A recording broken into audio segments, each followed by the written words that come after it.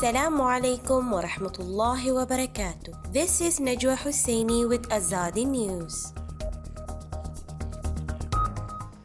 Burma needs to answer to UN rights body. Bangladesh uses COVID-19 cover to move Rohingya to Bhashan Char.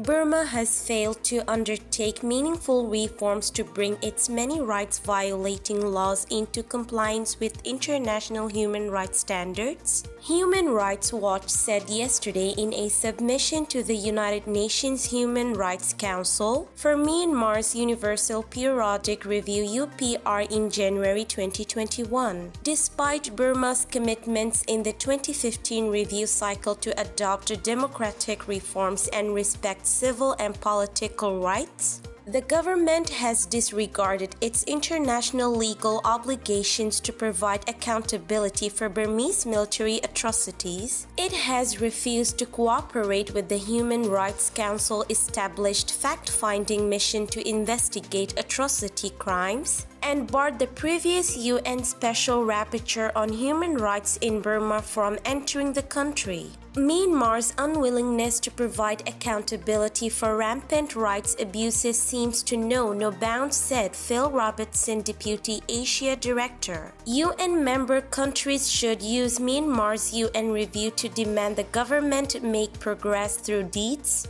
not more flowery talk, to achieve genuine human rights improvements. Burma's discriminatory framework targeting Rohingya underlies their continuing dismal situation in Rakhine State. Burma is obligated under international law to comply with the International Court of Justice's January Provisional Measures Order to prevent genocide. In Arakan and Chin states, the population is in the second year of government-enforced internet shutdowns amid escalating fighting between the ethnic Arakan army and Burmese military. The government failed to revoke or amend rights-abusing laws that undermine the rights to freedom of expression, association, and peaceful assembly. As a result, hundreds of human rights defenders, community leaders, trade union members and leaders, and other civil society activists have faced prosecution and imprisonment for exercising their basic rights.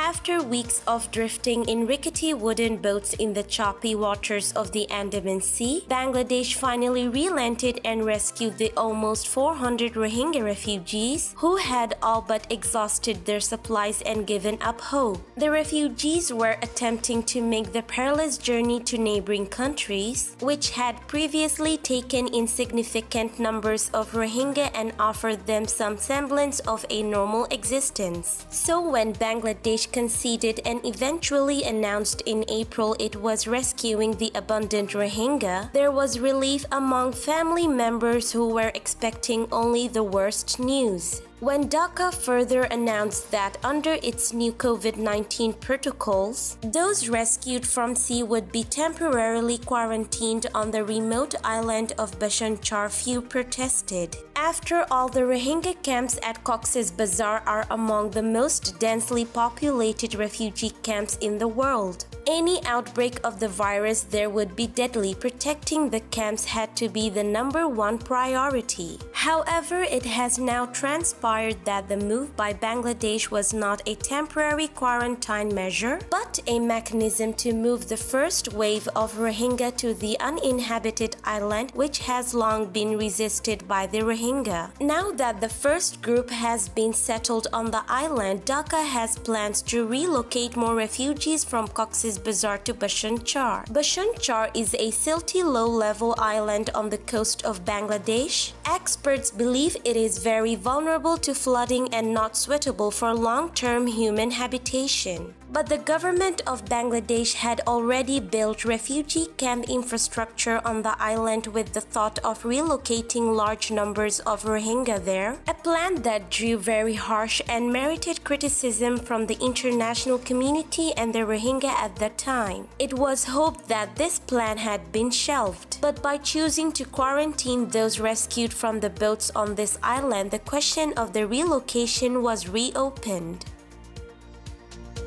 This is today's news. To get more updates about Rohingya, subscribe to our YouTube channel and hit the notification bell. Visit our website azadinews.org and follow our social media accounts. Wassalamu alaikum wa rahmatullahi wa barakatuh.